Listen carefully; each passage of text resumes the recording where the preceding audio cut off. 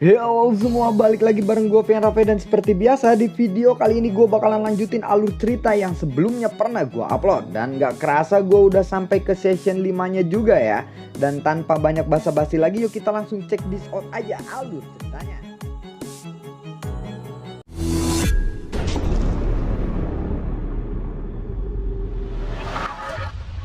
Di episode sebelumnya, kelompok Danzan sudah tidak berdaya melawan Xiaoyan. Lalu tiba-tiba sosok putih muncul di belakang Danzan. Sosok itu bertubuh kekar. Dia menggunakan jubah putih dari kuil Dan. Dia adalah Penetua Wu. Melihat Danzan sudah tidak berdaya, Penetua Wu lalu mengamati luka yang dialami oleh Danzan. Penetua Wu lalu menghela nafas lega setelah beberapa saat. Meskipun Danzan terluka parah, tetapi itu tidak membahayakan hidupnya. Penetua Wu lalu mengisyaratkan tangannya kepada dua kaisar di belakangnya. Segera dua kaisar itu meraih Danzan dan membaringkannya. Kaisar itu pun lalu membentuk perisai di sekitaran Danzan. Xiaoyan dan yang lainnya tidak mengatakan sepatah kata pun melihat ini. Mereka bergegas untuk mempersiapkan kondisi terbaik mereka untuk menghadapi pertempuran selanjutnya. Penetua Wu lalu berkata, "Kamu Xiaoyan bukan? Aku dengar kamu adalah jenius yang tidak tertandingi pertama dari generasi baru. Sebelum aku membunuhmu, aku akan memperkenalkan diri. Namaku adalah Penetua Wu. Aku adalah penetua kuil Dan," ucap dari Penetua Wu. Xiaoyan lalu memegang erat pedangnya setelah mendengar itu. Api surgawi pun segera dialirkan ke arah pedangnya. Penetua Wu terkejut dan berkata, "Hahaha, api surgawi," ucap dari Penetua Wu. Mendengar itu, kelompok Xiaoyan bergegas langsung ke belakang Xiaoyan. Penetua Wu hanya tersenyum melihat itu. Dokinya segera melonjak dari tubuhnya. Xiaoyan lalu mengayunkan pedangnya dan gelombang api ditembakkan ke arah Penetua Wu. Penetua Wu hanya melambaikan tangannya dan badai api milik Xiaoyan pun segera runtuh. Xiaoyan segera melesat ke arah Penetua Wu. Pedangnya lalu diayunkan ke arah Penetua Wu, menghantam telapak tangannya. Telapak tangannya lalu menangkis serangan dari Xiaoyan. Buar! Xiaoyan dan Penetua Wu mundur beberapa langkah. Penetua Wu lalu kembali melambaikan tangannya lagi, dan sebuah jam perunggu besar tiba-tiba muncul di antara tangannya. Dia segera membentuk segel tangan, dan jam perunggu itu segera berubah menjadi lonceng raksasa. Tatapan Penetua Wu menoleh ke arah Longyan. Dia lalu bergumam, "Naga guntur Jiu Xuan yang legendaris, ternyata makhluk itu benar-benar masih ada," ucap dari Penetua Wu di dalam hatinya. Xiaoyan lalu mengalirkan api surgawi ke arah pedangnya, dan pedangnya lalu diayunkan ke arah lonceng raksasa itu.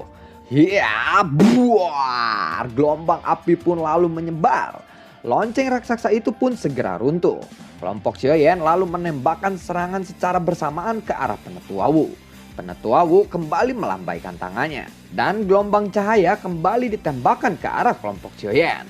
Xiaoyan dan kelompoknya pun terpental terkena oleh gelombang energi itu. Xiaoyan lalu bergumam, "Kekuatan yang luar biasa," ucap Xiaoyan di dalam hatinya. Penetua Wu kembali menggunakan segel tangannya, dan setelah puing-puing bebatuan berjatuhan dan semua jenis logam lalu mencair seperti magma dan segera menggantung di udara.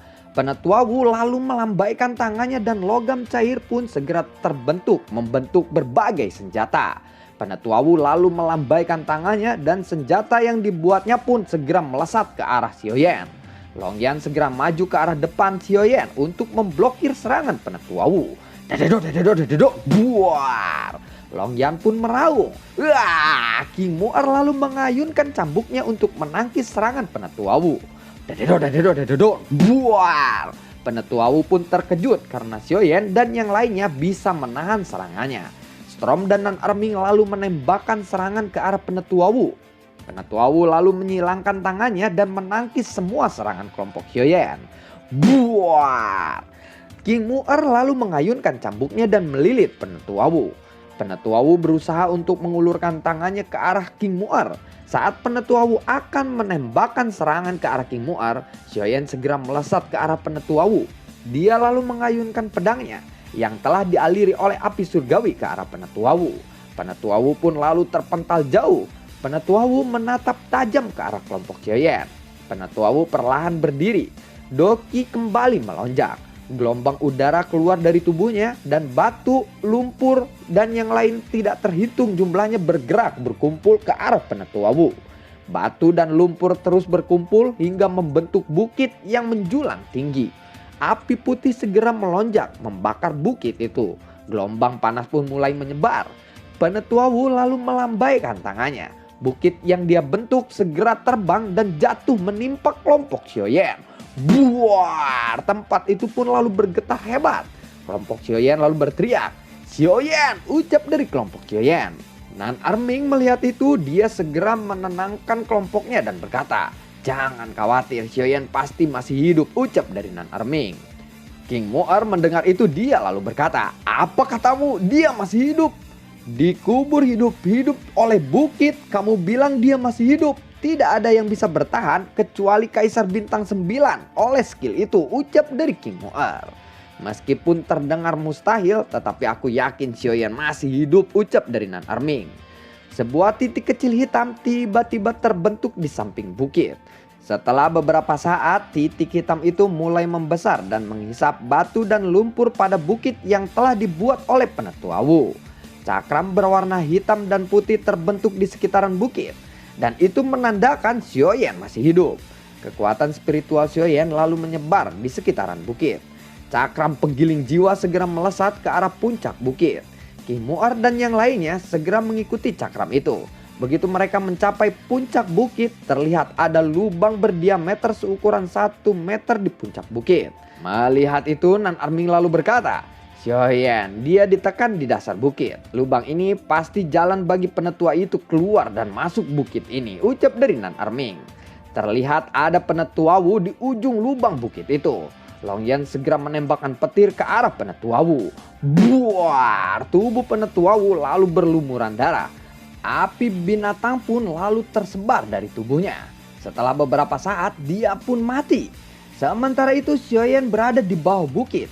Dia bisa merasakan bahwa Penetuawu sudah mati. Xiaoyan pun kembali menyebarkan kekuatan spiritualnya untuk mengumpulkan api binatang milik Penetuawu. Setelah itu, Xiaoyan lalu menghantamkan telapak tangannya membuat lubang ke atas bukit. Buar, Xiaoyan pun berdiri di atas bukit menatap tubuh Danzan. Meskipun Penetuawu sudah mati, perisai yang dia buat untuk melindungi Danzan masih ada di sana. Xiaoyan lalu bergegas ke arah Danzan dan diikuti oleh kelompoknya. Tetapi saat mereka bergerak, ada beberapa titik hitam dari kejauhan mendekat ke arah mereka.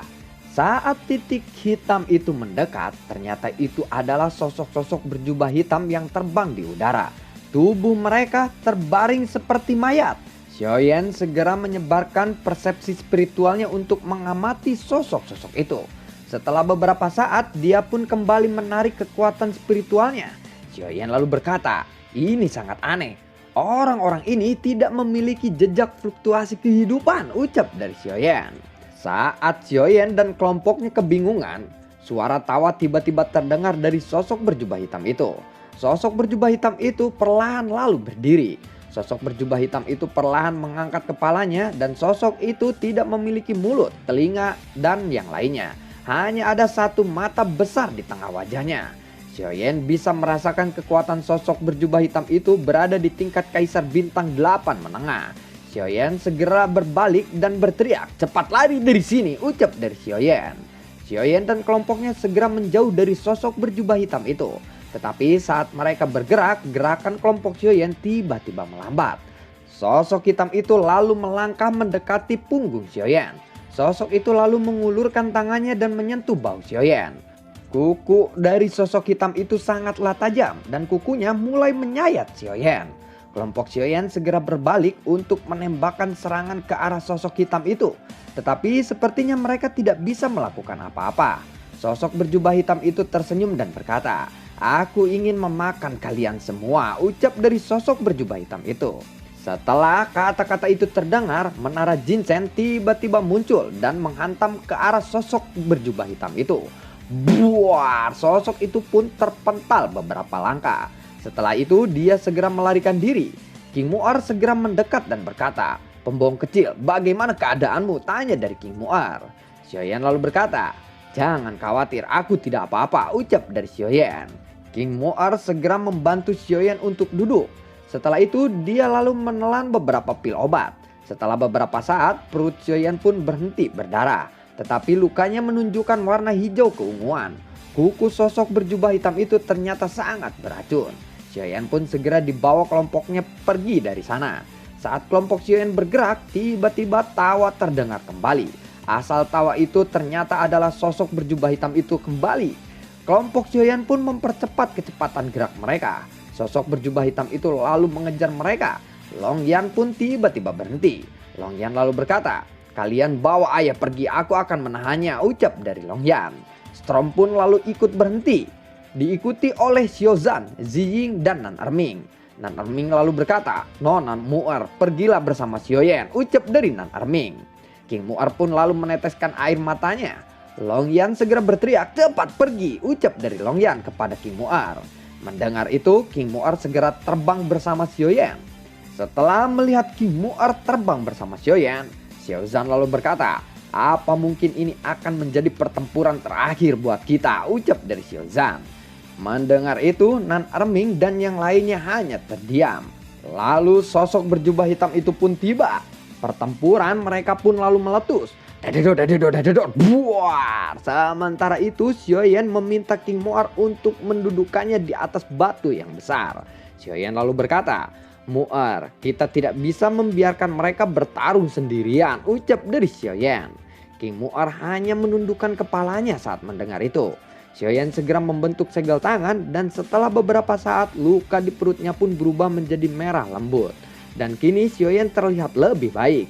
Xiaoyan segera menelan beberapa pil obat dan kemudian mengeluarkan racun di tubuhnya. Kembali ke arah pertempuran Nan Erming dan yang lainnya. Sosok berjubah hitam itu lalu melambaikan tangannya dan gelombang energi lalu ditembakkan menyapu kelompok Nan Erming. Buar! Sosok berjubah hitam itu lalu berkata, "Kalian semua sepertinya mencari mati," ucap dari sosok berjubah hitam itu. Xiaozan lalu mengaum. Xiaozan memimpin kembali untuk menyerang sosok berjubah hitam itu. Buar! Sosok berjubah hitam itu lalu menghantamkan tinjunya ke arah Storm. Buar! Storm pun terpental menghantam tanah. Xiaozan lalu berteriak, "Tidak peduli seberapa kuat kamu, aku akan bertarung denganmu sampai mati," ucap dari Xiaozan. Tubuh Xiaozan lalu membengkak dan rambutnya berubah menjadi coklat. Kukunya pun memanjang. Sosok berjubah hitam itu lalu berkata, "Sebenarnya aku tidak ingin membunuh kalian, tetapi kalian datang sendiri untuk mencari mati kepadaku," ucap dari sosok berjubah hitam itu. Sosok berjubah hitam itu lalu memiliki 3 mata di lengannya. Mata itu memiliki warna yang berbeda, yaitu ungu, biru, dan hijau, serta memiliki bentuk pupil yang berbeda. Xiaozan segera melesat ke arah sosok berjubah hitam itu. Dia lalu menghantamkan cakarnya ke arah sosok itu. Sosok itu lalu mengeluarkan jarinya dan menangkis serangan dari Xiaozan. Xiaozan lalu merasakan tekanan yang sangat kuat yang belum pernah terjadi sebelumnya yang dia rasakan. Ruangan di belakang sosok berjubah hitam itu tiba-tiba terdistorsi. Jiying pun muncul di belakang sosok itu. Long Yan juga bergegas ke sisi sosok berjubah hitam itu. Nan Erming lalu melambaikan tangannya dan kabut beracun pun berkumpul di udara membentuk piton kabut raksasa. Piton itu pun bergegas ke arah sosok berjubah hitam. Jiying menghunuskan bilahnya ke arah leher sosok berjubah hitam itu, tetapi tidak ada darah yang keluar. Jiying menarik bilahnya dan membelah punggung sosok berjubah hitam itu. Nan Erming segera menyerang bagian belakang sosok jubah hitam itu dengan piton raksasanya. Tetapi saat serangan Nan Erming akan tiba, dia tiba-tiba menghentikan serangan itu. Terlihat ada bayi di belakang sosok berjubah hitam itu dengan tubuh merah darah.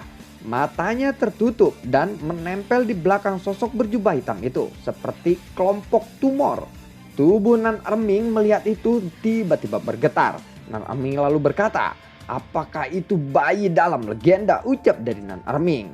Bayi berwarna merah darah itu tiba-tiba membuka matanya. Bayi itu membuka mulutnya. Kilatan cahaya lalu ditembakkan ke arah Jiying. Jiying tidak sempat untuk menghindar. Serangan itu pun mengenai bahu Jiying. Sosok berjubah hitam itu lalu berkata, "Kekuatan kalian semua masih terlalu lemah untuk menghadapiku," ucap dari sosok berjubah hitam itu. Mendengar kata-kata itu, Doki segera melonjak dari tubuh Xiaozan. Kekuatannya pun lalu meningkat. Ji Ying dan Nan Erming terfokus pada bayi di belakang sosok berjubah hitam itu. Bayi itu kembali membuka mulutnya dan angin topan pun terbentuk dan menembak ke arah Ji Ying dan Nan Erming. Buar, dededok, bebek, buar. Long Yan segera meraih tubuh Ji Ying dan Nan Erming. Tetapi saat Long Yan akan meraih Ji Ying dan Nan Erming, Guntur tiba-tiba ditembakkan oleh bayi di belakang sosok hitam ke arah Long Yan. Buar! Long Yan pun lalu terpental dan jatuh ke tanah. Nan Erming dan yang lainnya berteriak, "Long Yan!" ucap dari mereka.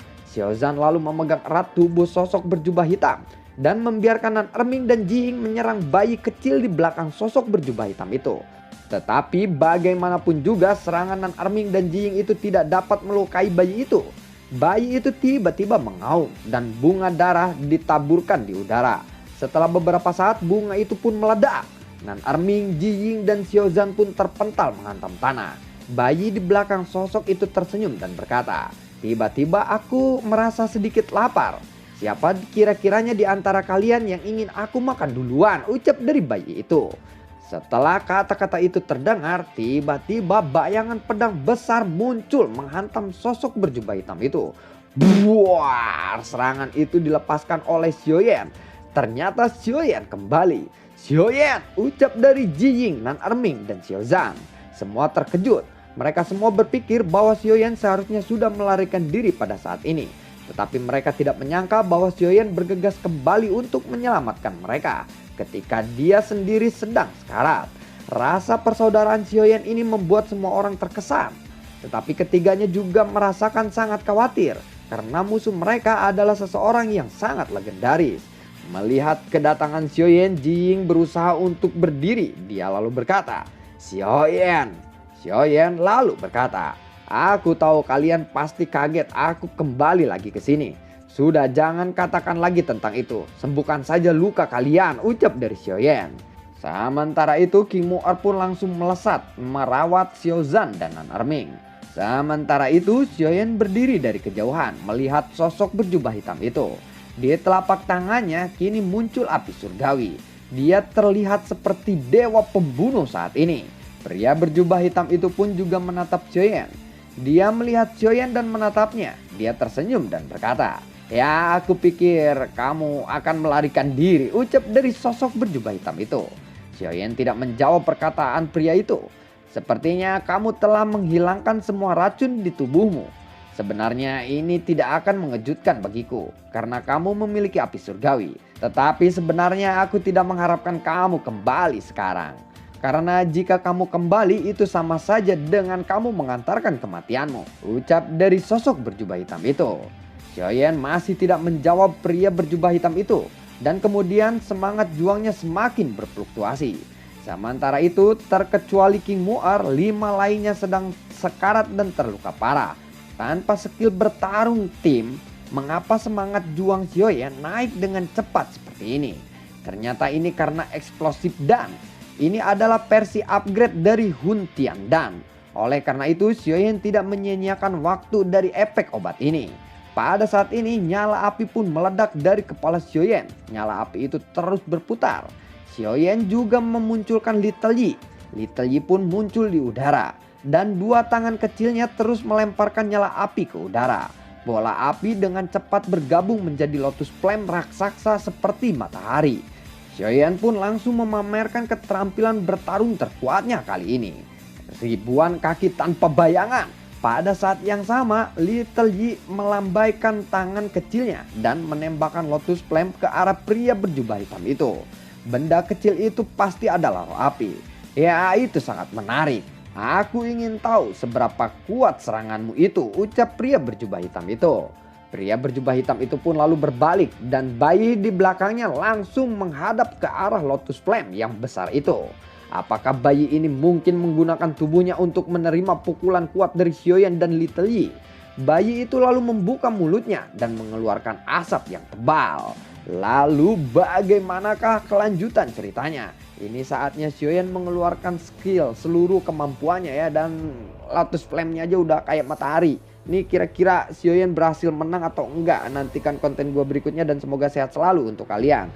Gua tidak lupa untuk selalu ucapin terima kasih banyak buat kalian yang sudah mendukung channel ini dari awal hingga saat ini. Dan gua selalu ucapin terima kasih banyak juga buat kalian yang sudah mensupport channel ini lewat link Saweria di bawah kolom deskripsi. Buat kalian yang suka akan alur cerita Battle Trog The Heaven kelanjutannya ini, kalian bisa like, share, dan bagi-bagikan ke teman kalian. Terima kasih semuanya dan sampai ketemu lagi di video gue berikutnya. Dadah, assalamualaikum dan semoga sehat selalu untuk kalian. Dadah.